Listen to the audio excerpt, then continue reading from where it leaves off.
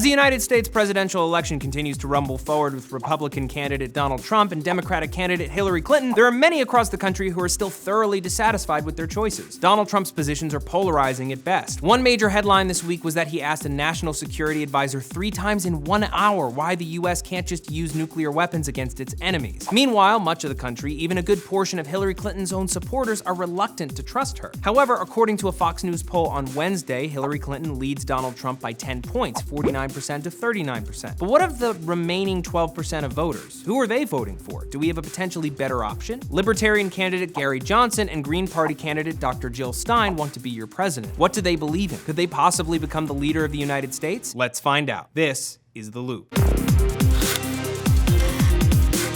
Former governor of New Mexico Gary Johnson is running for president on the Libertarian Party ticket with former Massachusetts Governor Bill Weld. Right now, he's polling between 6 and 13% nationally, achingly close to that 15% minimum that he needs to hit to be able to appear in the nationally televised debates alongside Trump and Clinton. Johnson received some notoriety weeks ago when he publicly called Donald Trump a pussy, which, while not exactly presidential, certainly got the attention of many Americans. As governor of New Mexico between 1995 and 2003, he maintained a strictly minimal government, vetoing a record 200 out of 424 bills in just his first 6 months in office, asking often why the government had to get involved in issues in the first place. He focused on lowering state spending while increasing spending for education, though this did little to affect the dropout rate. By the end of his term as governor, he was praised for decreasing the size of the state government and leaving behind a budget surplus, without increasing taxes for 6 straight years. However, he also left behind 2 privatized prisons despite controversies regarding high profits and low quality of life for prisoners. Traditionally, libertarians believe in minimum government, maximum freedom. That means that the federal government should have limited power over citizens and that citizens should have the right to say and be who they want to be. For example, they're pro-LGBT rights and pro-gun rights. They believe that abortion should not be legislated or restricted by the government and defend both a woman's right to choose and the religious freedom of those who oppose it. That means, simply, you have every right to disagree with a woman's right to choose. But you can't cite religious freedom to create laws that discriminate against women who do choose abortion. Libertarians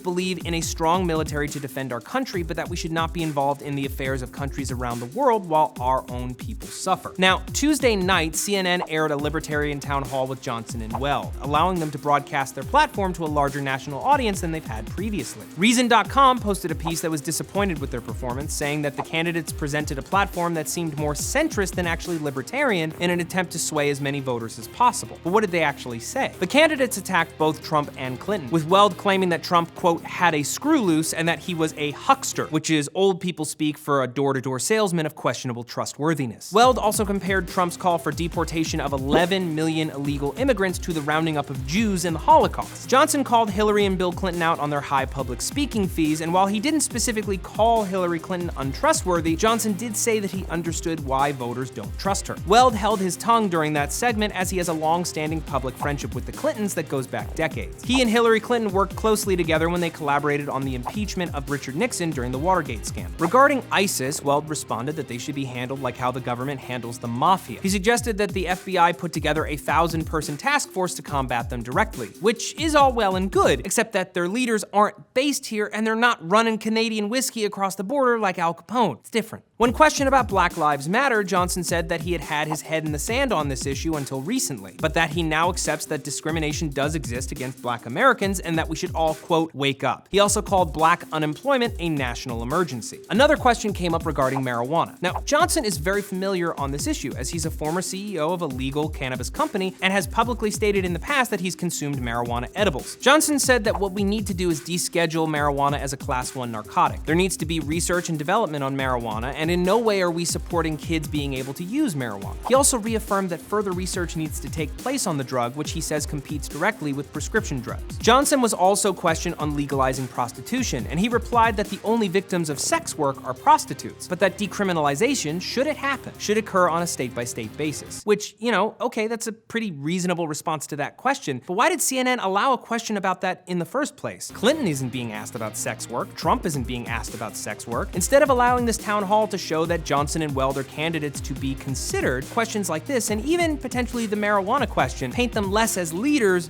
and more as fringe weirdos at a dive bar. You know what else should be legal?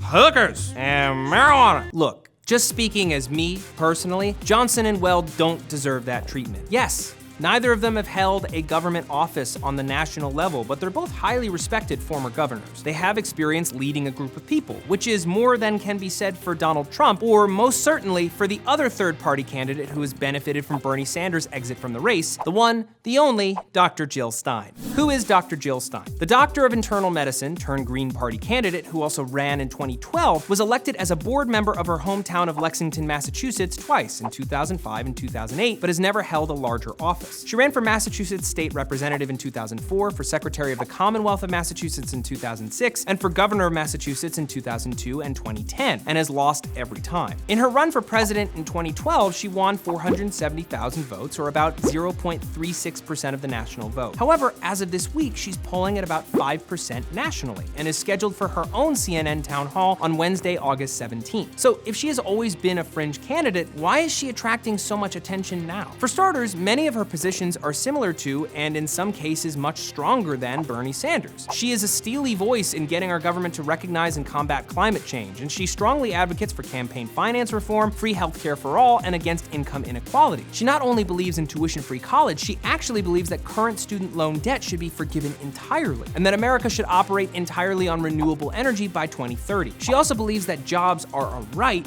not a privilege, and that the American unemployment system should become an employment system, hiring every American that needs work and ensuring a federally recognized minimum income. For unemployed progressives, this could sound very appealing, but it should also be mentioned here that the Stein campaign has not offered any solutions on how to make this come to pass or how the government would actually pay for it. In fact, if you look at her published platform on her website, which is included down in the description below, she has a lot of potentially extreme positions, such as the complete demilitarization of America's borders, jobs, education, and healthcare as human rights, free universal childcare, the complete legalization of marijuana, making it illegal for the government to spy on Americans, and that all people under the age of 18 should not be put in prison for any crimes that they commit. Now, while there are plenty of people who believe in many or even all of these positions, Jill Stein has never held a prominent government office, and with no allies inside of Congress, this platform would be nearly impossible to pass in a 4 or even 8-year term. Dr. Stein's progressive, anti-establishment values are also exemplified through her choice of running mate, human rights activist AJAMU BARAKA. He's a founding member of the U.S. Human Rights Network, and he served on the boards of Amnesty International, the National Center for Human Rights Education, the Center for Constitutional Rights, Africa Action, Latin American Caribbean Community Center, Diaspora Afrique,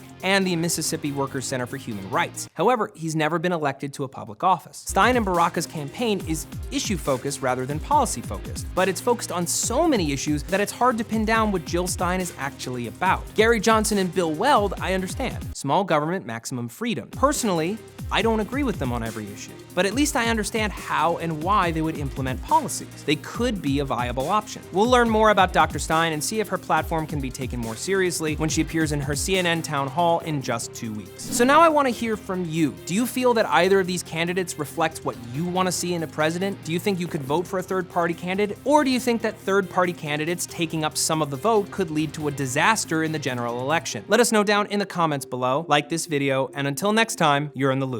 Thanks for watching. Last Friday, WikiLeaks posted some 20,000 emails hacked from the Democratic National Committee's If you could write any genre of book,